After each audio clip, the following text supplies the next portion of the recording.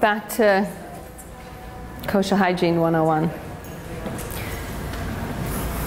It's interesting to look back at the morning routine that we were raised with. Does anyone want to give me the example of how you were raised? Yeah, go ahead. I was just saying to Marjorie, Yeah. was raised, my parents were like night owls. Night owls? So my mom would sometimes start a cake at night, like 11:30 at night, making the cake from scratch. Like they were like super night owls, like 12, 1 in the morning. So wow. For me, yeah. that was, you were tough if you could stay up late like that. So very challenging for me to get to bed before like 12 at night. Wow. Yeah. Right. And this, I'm so glad you brought this up, because our sleeping and waking patterns have so much to do with how we're raised. And people that are raised by, I see this so much, people that are raised by night owls have this pattern. And I also see that there's a greater struggle with autoimmune issues. Yeah, and I have. Oh, you do? Oh, I didn't know that. Sorry. But it's good to know, too, that some of that, and, I have no research on this, none, zero, zinc, just my personal experience with my practice. When you see enough people and you see that, like, oh, you have all of these autoimmune issues and you're going to bed at somewhere between 11:30 and 2 and waking up somewhere between 8 and 9:30, that horrid for the immune system, destroys the immune system. Okay, so anyone else have some interesting lack of daily kosher hygiene growing up? Did anyone have good kosher hygiene growing up? Somewhat? Yeah? What did your parents teach you? They got us out of bed early. They got you to bed early? To bed early and out of bed early. We were kind of up and family, kind of walking, playing, running, stuff like that. Great, so wake up and move. Yeah. And wake up early and move. That's great. Anyone else learn good hygiene and parents? Regularity, like always going to bed exactly the same time. I had to go always woken up at exactly the same time every morning with a cup of tea and the curtains open. A cup of tea and the curtains open. Lovely. That's great. So that regularity, creating regularity, very important. Anyone else? Yeah. So interesting. Like the timing was pretty regular, but like the first thing was like read the paper, read the newspaper, get informed. Yeah. Know the bigger picture. Good. So we can take that, and we're just going to get our news in a little different way. We're getting cosmic news. The same idea, like know what's going on in the world. And for the yogi, in many ways, it's so important to tap into what's called a big time perspective. Big time. You guys have heard me teach this way, right? I keep pulling us back into 13.7 billion years. I keep pulling us back into single-celled organisms, multi-celled organisms, complex organisms, self-reflective awareness, what's emerging in culture.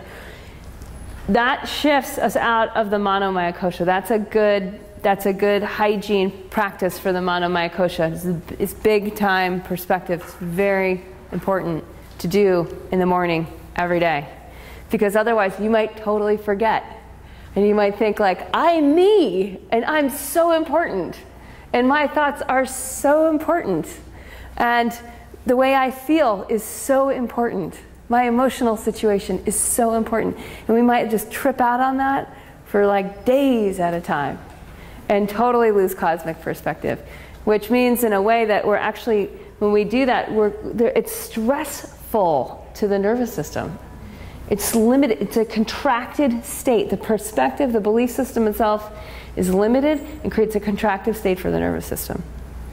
Isn't that cool to realize that you just like shift the perspective and the nervous system expands, relaxes, stressful things happen, but you're in a big time perspective, so it doesn't hit as deep, like the littlest thing that used to spin you out just doesn't even register anymore. And the bigger thing, it registers, but there's so much more absorption capacity.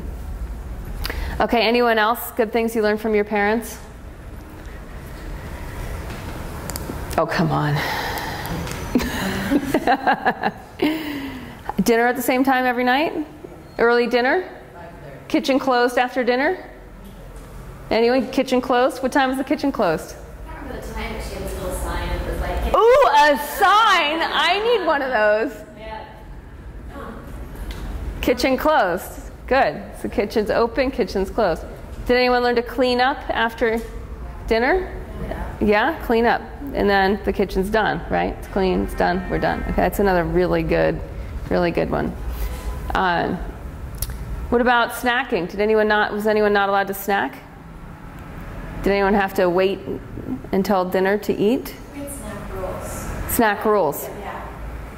You could only have like certain kinds of snacks, certain amounts at a certain time between certain hours. Okay, so there's some serious boundaries. Yeah. Good. Were you hungry for dinner? Okay, good. So these are just some certain things, and a lot of this, we are in a very much of a freedom culture right now, where like anything goes. I know having a child that most, there's food's almost always available in our culture now in ways that are really historically precedented, unless we go way, way back to when we were just like grazing, picking fruits and leaves off trees, which has been a while. So what we want to look in terms of like the daily rhythm is how the doshas work and how the hygiene works, and why there's certain things that if we do them, the koshas are more transparent, and if we don't, how we actually get locked down into the mind or locked down into the physical body, or we actually create dis-ease in the mental, emotional, or physical body, and how we create disconnect from our spiritual beingness as well. So health of the body, health of the mind, health of the spirit is in very much a day-to-day practice. If we're not teaching this to our yoga students, we are making the path more difficult. So we need to teach it. I mean, it's just so essential. So if we look at who knows, I just want to get a sense, like who already knows the sort of the daily rhythm of the doshas, like how the doshas move in the day. Go ahead and raise your hand high so I have an idea. Okay, good. And who doesn't? Okay, so we're about half and half. Okay, good, that's fine. So in general, if we just tap into the energy right now, if we just sense into, we're at mid-morning here. So if this is a clock,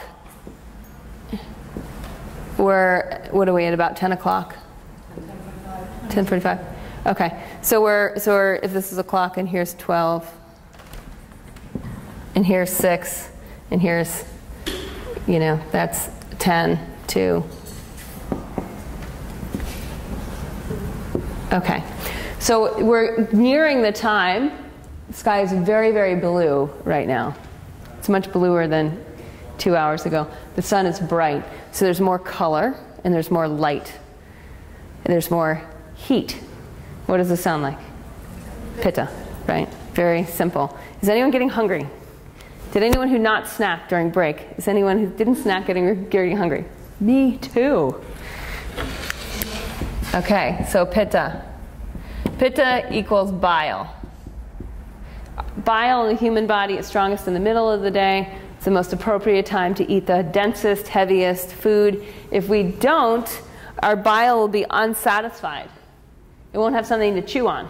And so we'll have issues arise in the afternoon. And the issues that might arise might be more hypoglycemia. Oh, I had this one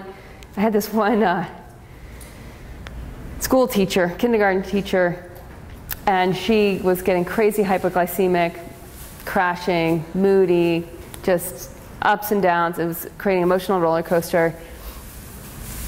And I said, can we just get you to eat 3 meals a day without snacking, just for like 1 week? And it's going to probably be hell. It's probably going to be hell week. But if we can do that and see if we can get you through this 1 week, then we can see what happens. Because she had been trying all these different things and eating protein 6 times a day and stuff that's actually kind of hard to do if you're not eating protein bars and you're trying to be really conscious about how you're getting your freshly cooked meat and beans. It's a hassle. So 1 week, and it was hell. She was up and down emotionally, physically, headaches, the whole deal. And then after a week, her bile stabilized. It took a week. It doesn't take much longer than that. Many, many people have done this. But it's a simple thing that if we don't feed the bile all at once, sitting down, comfortable, in a relaxed way, then our body can't stabilize for the 24-hour cycle. Bile is strongest in the middle of the day for a 24-hour cycle. That is the best time to really nourish yourself. In a lot of the yoga texts, you'll see they'll eat like once a day at noon. right? In yoga ashrams in India, one main meal in the middle of the day, have a piece of fruit and tea at night, have a piece of fruit and tea in the morning, and it's just very, very simple. I'm not recommending you all do this, but it's just good to know that that way of eating is very, very easy on the digestive system. The digestive system is also working in binary code. Hungry, full, satiated, right? Hunger, satiation cycle. Just like your inhale, exhale. You notice when we were working in that practice, you started to spread out your inhale and exhale. You started to make them further apart. The inhale more and more full, the exhale more and more empty, and that creates health. Just that pulsation starts to stretch everything out. It starts to make the cells more alive.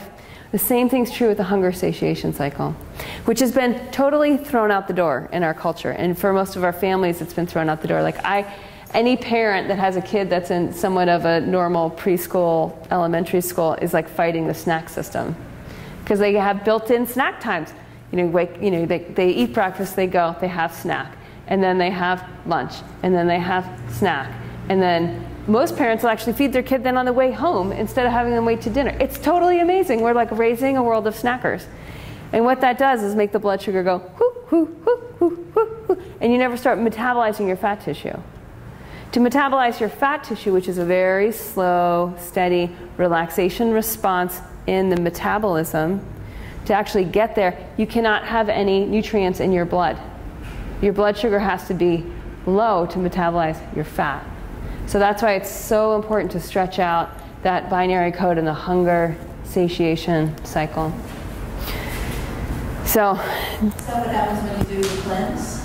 That like you metabolize the fat tissue because you're not really eating? That's how cleansing works. Cleansing in a lot of ways. I was reading Dr. Svoboda's book. He wrote it in the 80s. What is it called? Ayurveda for Health and Wisdom or something like that. It's not that. I can't remember. I'll bring it tomorrow. But he was talking about how like the first 2 days, like 2 days of fasting are like draining a bog. Like say you want to plant some like rice. First you have to like drain the bog. And it's just, your body starts to literally, that fire of digestion starts to digest the ama. It just starts to digest the body.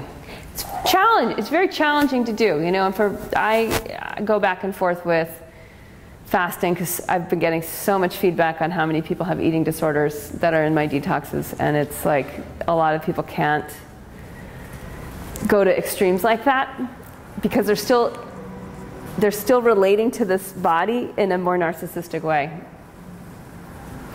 And if that's not necessarily a bad thing, it's just like they have to evolve out of that relationship to be able to just be like, this is the universal consciousness. I'm totally surrendering this form to optimization, however that happens, without having a personalized response to food. I mean, it's really out there. It's really different to take that next like giant leap. But if you can, and that's where Robert Svoboda writes from, because that dude is like, has anyone read the Agora series? Has anyone read those? He's like practiced with one of the most extreme tantric yogis in India. That was his guru for years and years. And his guru told him, you have to drink milk for 3 months before I can teach you anything. Raw cow milk, maybe a little buffalo milk. I think it was raw cow milk, Mono, it just clears your body. Milk's so deeply nourishing. If it's raw local milk and you're not lactose intolerant, it'll absolutely purify the body. A lot of the people from the Rudolf Steiner movement do the same sort of milk fasting thing. And, not most of us, we're not in that realm of being like, oh, of course, whatever you say, Guru, I'll drink milk for 3 months exclusively and blah, blah, blah. And then fast to release any bogging from the body, etc. So it is totally effective. It's very hard to do due to our emotional attachments in our body and how that relates to our nervous system and whatnot. Yes? Could you speak a little bit about food and connection? Because food is a way that we all connect. And I don't think, it could be American, but I don't think it's worldwide, that we all connect to each other. We meet for a meal. We celebrate with family over a birthday cake. Yes. And things like that. Like, our lives are actually marked by getting together with food.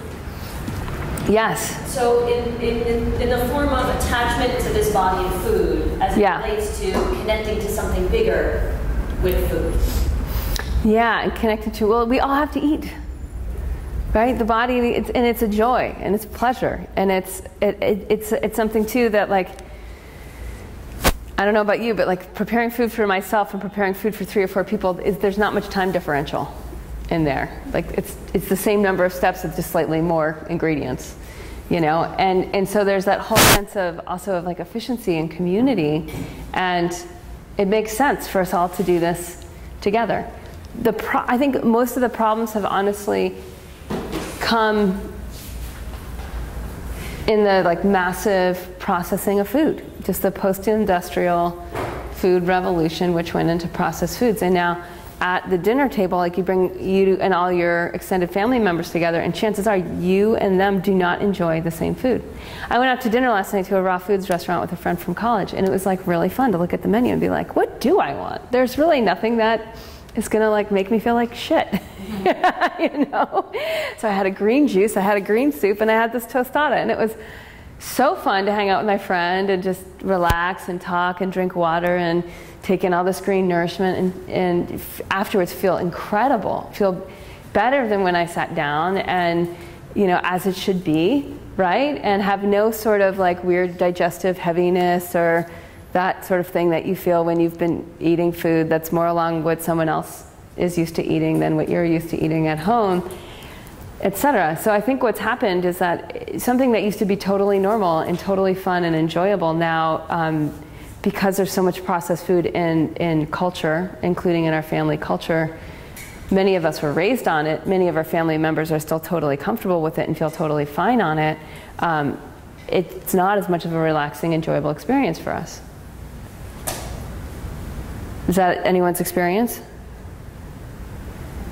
Is anyone not relating to what I'm saying? So it's like, it's tricky. It's totally tricky. A lot of the raw food people, because they deal with this in the most extreme way, right? Because they really don't eat what their families eat. And then like on that, there's also the high raw, low fat vegan people who just eat fruits and vegetables. And so like a meal for them might be like a head of lettuce and 10 oranges, and that really makes them feel great, and there's no processing around, and it's like, and that, you know, if you've done that for a while, it's really feels amazing.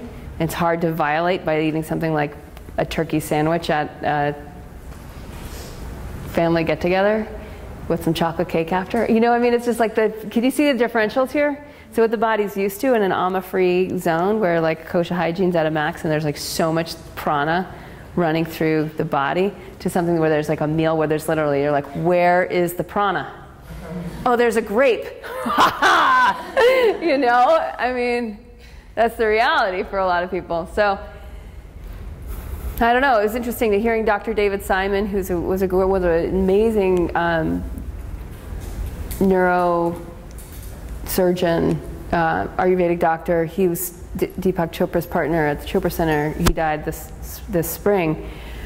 And one of the last things that, like, pieces of media that he produced was just about like enjoying each other, enjoying eating together, relaxing around food, and you know, and just being together in nourishment. And I really think there's a great truth to that. I mean, I totally get that, and I also totally get that is, there's a lot of opportunity. What I try to do more than anything now is just get really clear in my higher priorities and what's going to make my body feel really good, and give myself some very strict guidelines around that. I had my sister's family and my folks and my brother were in town for like 2 weeks. It was an extended period of time. And I had to be really clear with myself, like, number one, no alcohol. Because my family drinks.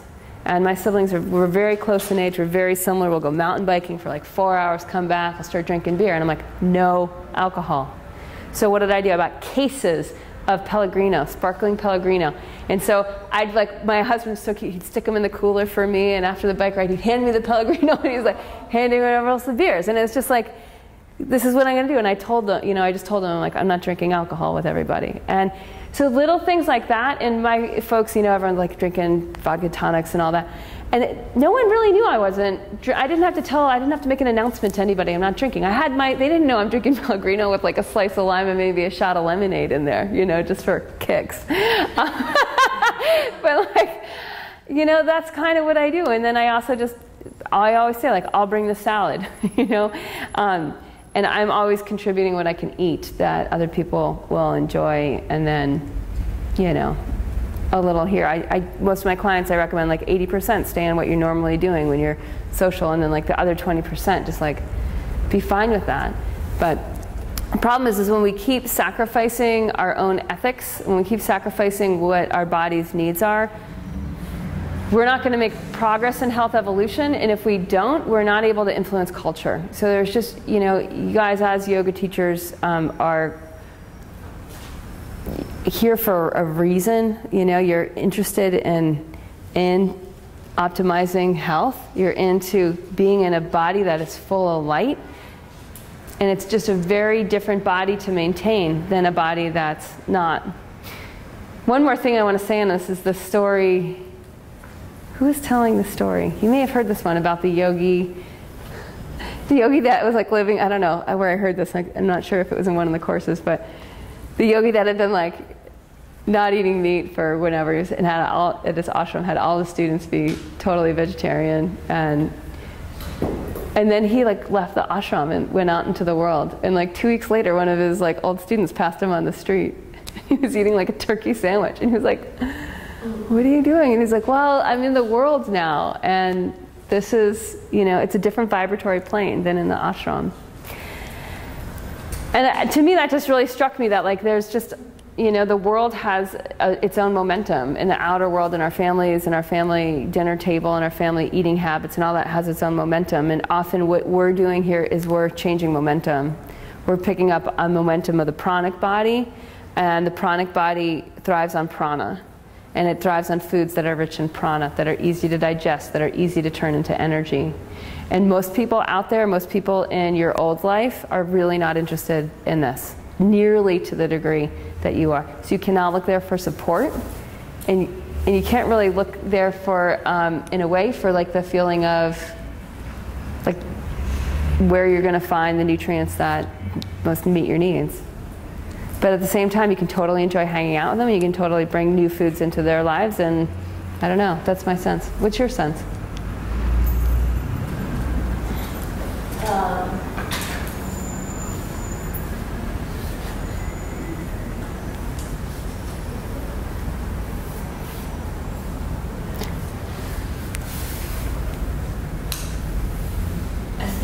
I think my sense goes around just a deeper understanding that this, food, like you said, food is always available now. And this is the city of, 24 hours a day, always available. Yeah, and it's really good. It's really good. It's super tasty. You can get really good food at 3 o'clock in the morning, like really good restaurants still have their kitchens open. Wow. And so I think that we, and things are open. Like there isn't, the rhythm of this city is, I think, a 24-hour rhythm that you could, I think it's, you could easily have a rhythm that goes, sunrise to sunset, as you could, 12 o'clock in the afternoon to midnight. Right. Yes. Do the same thing. And my guess is many of your yoga students do. And a lot of people do, and I think that when you stand up in front of the room and say, like, you could feel better if you just shifted, I think part of it is like, there's this look or, like, why? I don't have to. Right. And that's true. They don't. They don't. They don't. But it's also true that, remember the left side of the paper yesterday is like, autoimmune disorders are on the rise. Big autoimmune disorders are on the rise. Big time. Big time. So many of your students have immune disorders, and they might initially show up as allergies. They might show up as insomnia. They might show up as digestive issues. But eventually they call me and they're like, I have lupus and I had mono and I have very low energy and I don't know what to do. And by that time, it's really hard because the ojas is so burned up. The immune system is in tatters. And so it's true. You can live against the cycle. And you can even thrive living against the cycle in like your 20s. You can do pretty okay. In your 30s, maybe kind of. By the time you're in your 40s or 50s, chances are you're going to have an autoimmune disorder. Or cancer, or some really scary disease without, with a really long name to it. And this is a very, like I said, we look in Ayurveda, it's a very, very general way about understanding health and understanding rhythm. And we also understand the belief system is such that if you live against the laws of nature, you will suffer. And as yoga teachers, you guys know this, like anyone who's studied any sort of alignment in yoga knows that like if your femur bones, if you're not getting your students' femur bones to the back and apart before you do a back bend practice, their back is going to hurt afterwards. It's just simple. If the femur bones are together and forward when they're doing a back bend, it's going to crunch their lower back. They're going to have back pain. Why? Why is that? Well, there's reasons, because we were on all fours and the femur bones are back there, and then as we became primates and started standing up, the femur bones started going further forward. There's reasons to it. And at the essence of it, it's just a law of nature. That when that goes back and apart, energy can drop down. It's just that, because of gravity, because of the way that, because the way that energy works. That there's an order, an intrinsic order to the universe. When we violate that order, we experience a deterioration of our immune system. When we align with it, we experience integration of our immune system. And this, to me, is really, really important because you are so absolutely right. Like, things around the world are getting more available 24 hours a day.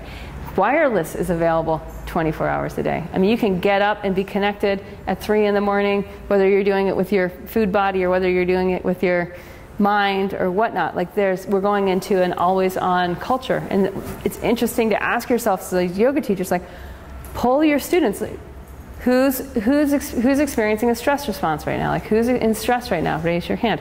Who's exhausted right now? Raise your hand. Get a sense of like what's going on. Who has an autoimmune? Who's got some immune issues going on? Autoimmune or immune or feels like you're fighting something? Raise your hand. And then you get a real sense. And then at that point you can ask like how important it is to you to feel good. And this is what you're doing is you're slowly just saying like, you're over here and you have this set of beliefs and you don't really know how good you can feel. Most people I know don't have any idea how good they can feel. And I think some of us have had peak experience after doing a yoga retreat or doing a detox or just really living in alignment of like, oh my gosh, I can feel really, really, really good. And I have to do really certain things in order to feel that good. And when I start to violate what those things are, the natural order of things, I start to feel more congested. I start to feel more trapped in the body. I start to feel more trapped in the mind. I may have more joint pain, may have less energy. I might be crabby, right? I may have PMS. I may be moody, all these things. Moodiness is also a sign of ama. So sometimes it's just finding that place of like, where you're at now, what do you want? What do you really want? And then how can we make that happen? And just breaking it down into the tiniest little steps for your students. Yeah. Yeah. Yeah. Who invented this concept of night owl? Who invented the concept of the night owl? The vatas. So it's not really true about that. There are two types of people. So that's the excuse I get from some students. Like, I can't go to bed. There's no way. I am the owl. Yeah. The tendency happens more with vata and pitta type people. The pittas get really fired up about getting something done, and they believe that a lot of their productivity happens at night. And it does, but it will burn out their immune system. And they can train themselves to have that kind of productivity early in the morning or the next day. Vatas go to it because it's more exciting. It's really more fun. Like, there's a really cool energy at night that's like, it's dark, so you can't see color, but you can, it's much more of like this whole subtle field starts to get rocking later on. And that's true too. And it's fine to do that now and then. But if we do it over time, it sets the whole rhythm off. It sets the body rhythm off. It sets the hunger satiation cycle rhythm off. Because if you stay up later, you're going to eat later. You know, you're going to need energy, or you're going to drink, which is you're still taking in calories. You have to digest them. Then the next day, your body's going to have more amit in the system. It's going to be sluggish, slow, etc. So yes, there is a total energetic tendency for certain body types to stay up at night. Yeah. Doesn't that also go into the times? Because the 10 to 2 at night is also the pitta. There's also the pitta. There's the second time. fire. If you're not already asleep when that pitta kicks in, then you get that boost of energy. Yes, and it's harder to go down. Yes. Yeah, so let's do that. So the next time of day, 2 to 6 in the afternoon, if you've had a good lunch and you did the chillax like we did yesterday, the siesta after lunch, where that's allowed your blood to actually uptake nutrients, you should have energy for the rest of the afternoon. You should have a nice steady energy. And that time of day, that when the sun's kind of starting to mellow out, there's another etheric sensitivity that arises. It's really great for connecting, communicating. It's really good for cerebral work. And that's vata time.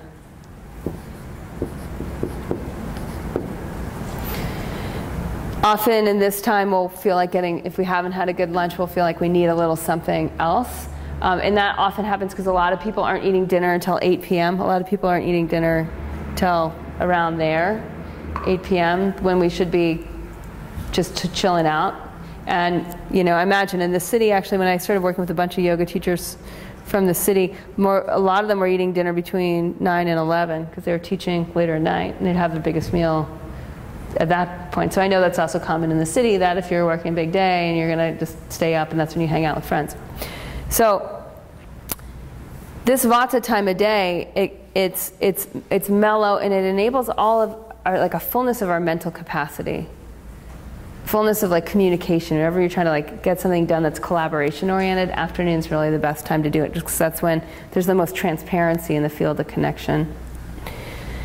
Dinner or supper comes from that word supplement, meaning like the sup is like a little bit something, not the main deal.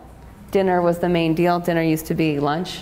Lunch was invented with the Industrial Revolution when people started to leave home and they couldn't have dinner at between, usually around 1 or 2 in the afternoon. They had dinner and then they had supper. Well, we took supper out and we put lunch in, and then we made dinner the main thing in Western culture post-Industrial Revolution, which has led to a lot of bad eating habits, really, because we get hungry earlier on, and then a lot of people need the snack or the caffeine because they didn't have dinner, so they're not fully satiated. They didn't take enough protein and fat in, and then we get to dinner time, which might be somewhere now between 6 and 10 p.m., and we make that the main meal of the day when there's no bile, because remember, pitta means bile. Bile's happening when the sun's high in the sky, and it's not happening down here. So supper should ideally be light and taken as an evening meal, usually before the sun is set. So this is really sunrise, sunset.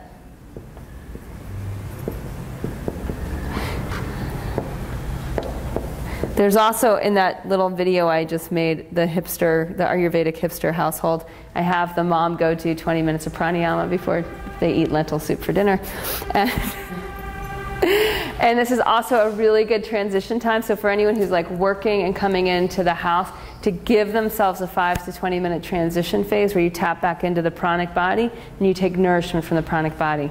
Most people wind down in our culture either through overeating or through alcohol, right? And both of those, again, not so much alignment with health evolution. Really start to slow your yoga process and progress down a lot in your ability to align to your higher goals in your life.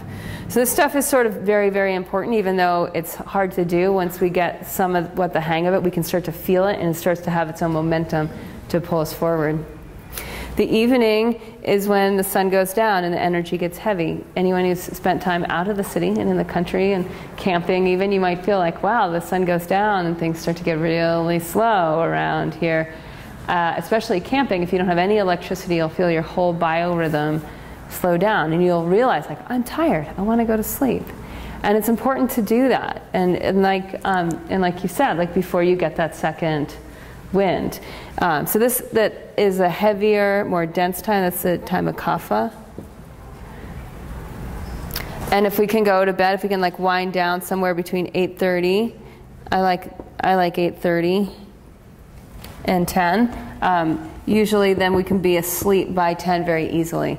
As soon as we start to push that boundary and we're on email till 9:30 or something like that, it's going to be harder to wind down. If we're watching TV past 8:30, it's going to be really, we're taking in so much stimulation. I mean, it's really wild to think of how many like images we're taking in, how much sound, how much excitement that we're taking in if we're watching a movie or watching TV, especially before bed. And it's really hyper-stimulating for the mind. The mind is not used to this kind of stimulation. If you go back a few hundred years, it was like maybe the neighbors came up to the porch and you had a chat. And then they strolled away and you had tea and went to bed, right? It's pretty mellow. So you just want to really take that into account. Like, what is your nervous system?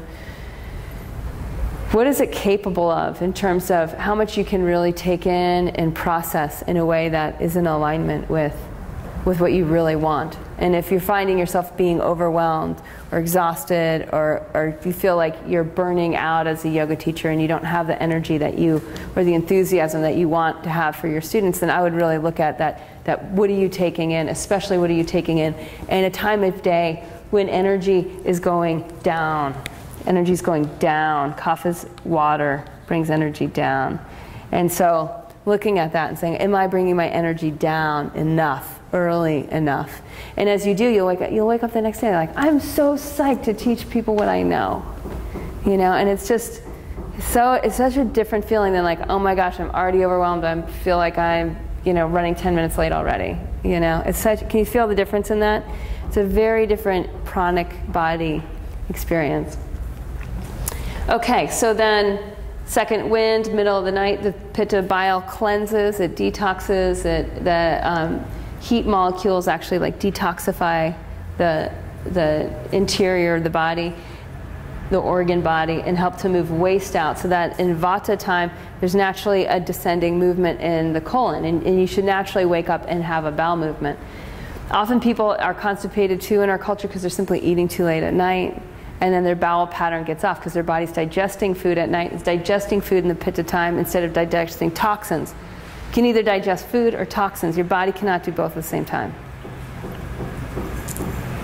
So, vata time, the clarity, the subtleness, it's the most transparent time. The body's the most malleable. The 5 koshas are the most malleable. They're the most changeable. There's the most transparency between the koshas in that time, which is why we wake up and do our spiritual practices early in the day. And we tap into this much larger field because 1, it's more accessible, and 2, it sets us up for the whole rest of the day. And then after our practices, we naturally go into kapha time in the morning. We'll want to eat enough to get us through to lunch, but be very hungry by lunch when our body has the power of bile. And kapha is strong and dense. So if we're gonna, if you're gonna climb a mountain, you'd start early in the morning, right? If you've got like a bunch of, if you want to clean your apartment, you'd start early in the morning. You'd want to get that done then, when you have the whole day in front of you and there's a lot more strength. If you're gonna like start a big project, you want to do that earlier in the morning and have that as a morning thing. Yeah. So the morning time is really not a very good time to do email. Right? Email's connection and communication. Afternoon's going to be better than for email. Has anyone ever had that experience of like, okay, I have a few hours, I'm going to get this thing done. I'm going to check my email first. And then all of a sudden it's like, you just feel behind the rest of the day because you didn't do your project first. So that's also just really good to help your students with, of like if they're feeling behind and overwhelmed, and have them do their projects, like their bigger things that are more important earlier in the day. And that is just so helpful in terms of like digital time management. And I have I wanted to, you guys can have some of these and you can take some for your students too. I have these daily rhythm cards that have a little checklists on them and have the little pie chart on the back. And if you want more of these too, just let us know and we can send them to you to give to your students. I have a ton of them. And I'm also going to give all of you guys one of my books. My little pamphlet books on the morning routine, which is written for kids, but it's actually, it's really good for adults too, just to a lot of us don't have this training. So it just walks us through in a way of like, this is a normal thing to teach children. It's also a normal thing to teach adults that weren't taught this as children. So I've just produced some stuff that I'm just trying to make it easier for people, like, especially in yoga studios, who are really interested. Most of our yoga students are really interested in getting healthier, right? I mean, that's why they come to you. And so any tools that we can bring in that really kind of help that process. Yeah? These rhythms that like everyone's been saying are really hard, and something you were saying, a lot of yoga teachers you work with who are eating at that late hour. Yeah. It's also like a socialization time. What kind of remedies do you suggest for that? I mean, it's like the only time you might see your partner after a long day or something. Right. You want to like share a meal together. And Yeah. You know what I would do is there's like short-term solutions and there's long-term solutions. So it's so important for us all to take a perspective that we're totally free. We're all it's like the blank slate. You're totally free to design your life. And so sometimes when we're in a situation where we have a job that we don't really like, that feels like it's sucking the life force out of us, and it keeps us on a schedule where we feel like no time's our own, we might be trapped into a situation where we really don't feel like we have a choice on any given day. We really don't feel like there's a blank slate. And so sometimes that's living out, it's out of ethics, we're out of alignment. We're doing something for some reasons that we want to be really clear on why we're doing it and for how long we're going to do it. And then we want to optimize our schedule around that. But we want to see an end game. We don't want to just continue to live like, oh, I'm so trapped. We don't want to be a victim of our situation. I'm in a job I don't like that has a schedule that I don't like. Because that's why when people start doing yoga, they start to wake up to like, I need to change my life. I need to change my job. So, that aside, you're totally free. You and your partner are totally free to evaluate how you're spending time. Me and my husband, I'd say we go in these cycles. I don't know how long they are, but they're probably about every 6 weeks, where we look at like how are we designing our life right now, and what changes do we want to make that are in alignment with our goals, our short-term and our long-term goals. And we'll just make decisions like, okay, we got to eat dinner a little earlier. Okay, we got to get to bed a little bit earlier. Okay, we're not going to watch Netflix anymore. Okay, we're going to, he'll say to me like, I'm going to start meditating with you in the morning for, just do this for the next whatever period of time. Or right now he's doing his Spanish lessons early in the morning because we're going back to Mexico in a month. And, just looking at that like we're free. How can we optimize? I hear this from people all the time. Well, me and my partner, the only time we really connect is late at night. And I'm like, well, that kind of is the time of day when you're most exhausted. How good is that connection? Like, how's that working in the long term, right? What would happen if you woke up and did yoga together, or woke up and went for a run together? Who's telling you that you have to stay up late and watch TV and drink a glass of wine together? It's like, why are you making that choice? It's not the only choice. And it is in a city where there's so much going on, blah, blah, blah.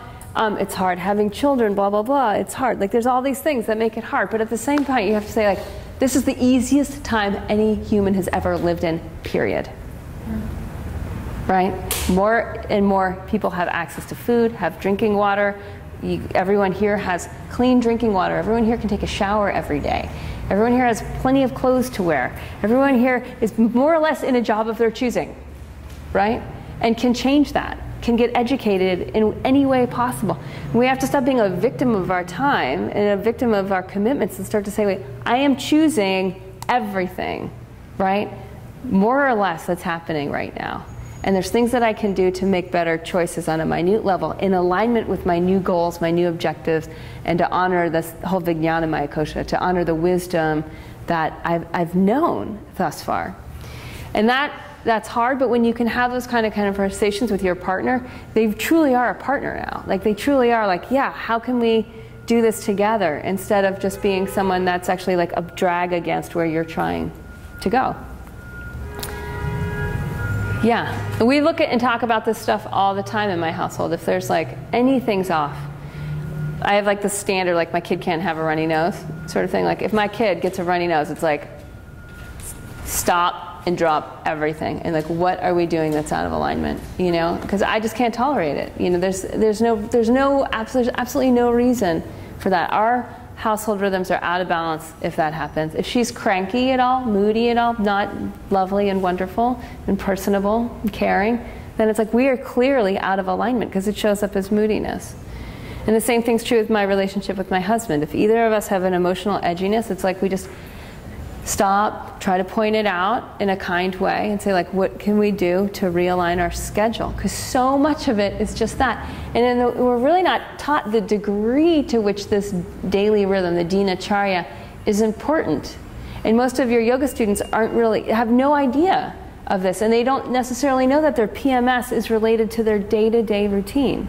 They might not know their migraines are. They might not realize their constipation is, which is connected to their back pain, which is causing their migraine.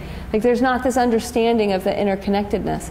So the more we start to experiment with it and optimize it in our own life, and for me, and I don't know about you, but it seems like it's kind of a continual evolution of like how refined we can get and become. And even for those people who've been meditating steady for 20 years, there might be a way that you can be more on the edge of your seat in your meditation, that it's not just comfortable, but you're actually moving somewhere. And that's really the invitation, that we're all in this process. Okay, so that's a little bit about the daily rhythm. This afternoon we're going to get a lot into food and into the whole food aspect of that, so we're going to table some of that till then. What's the best time to do like cardio exercises? In the morning? Yeah, when kapha is strong. So in the morning, and secondarily, if you can't do it in the morning, then after work would be the second best time. In kapha time, the body's stronger. Yeah. In general,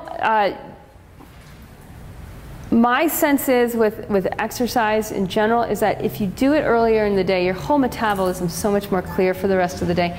Your emotional body's more clear, your mind's more clear for the rest of the day. So as much as possible, opening the pranic channels, opening the breath channels, getting the heart beating, getting the limbs moving, the earlier the better, and you'll make very different choices for the rest of the day. Like honestly, if you work out, afterwards you're going to be much more likely to drink green juice than you are going to drink coffee. Your body's going to want hydration. You're going to feel that intelligence.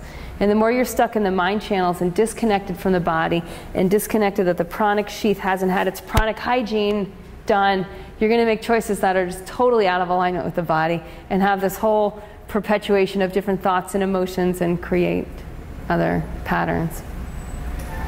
Yeah. So with the chart, so that's consistent AM, PM cycle. That's one thing that always throws my brain off because I want to look at it. Yeah, 24 hours. Exactly. Yeah, so it's 24 hours. It goes around twice. Yeah, it goes around twice. And it's,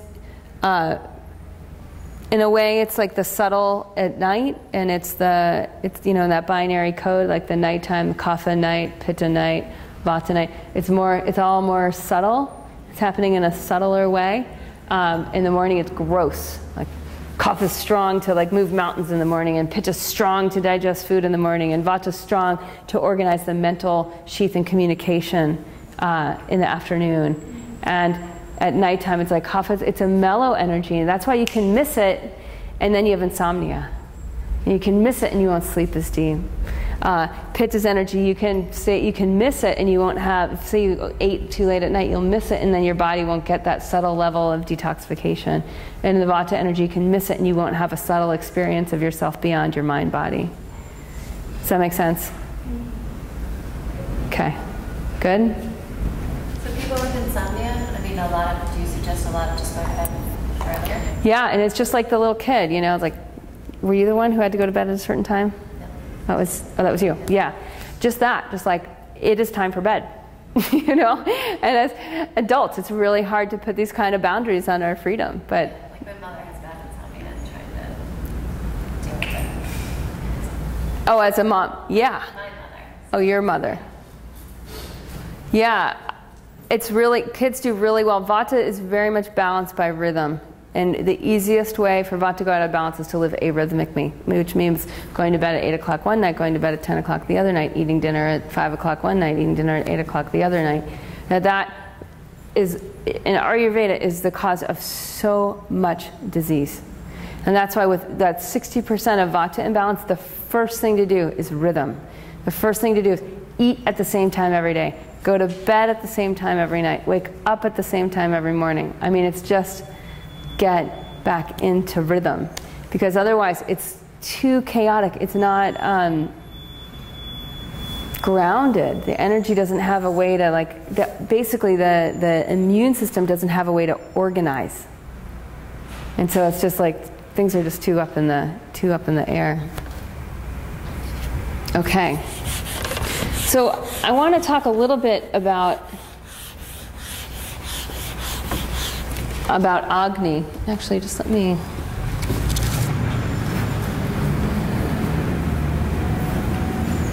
And you know, before we do, actually, I wanted to have us do this exercise more as an experiment. We're going to go into groups of 3 for about 10 minutes. And I want to have you discuss of everything you just learned about body rhythms, how you can bring this into your yoga classroom. How you can bring anything into your yoga classroom. And you might even just focus, like, in the next month, if you want to educate your students on one part of it, what part might that be, and how would you do that? And I want to do this because I'm really curious as to what you guys are going to figure out. So go ahead and just reflect on that for a moment. Just if in the next month you wanted to teach one part of the daily rhythm or one concept, what is it to your students, and how would you weave that into just a normal yoga classroom?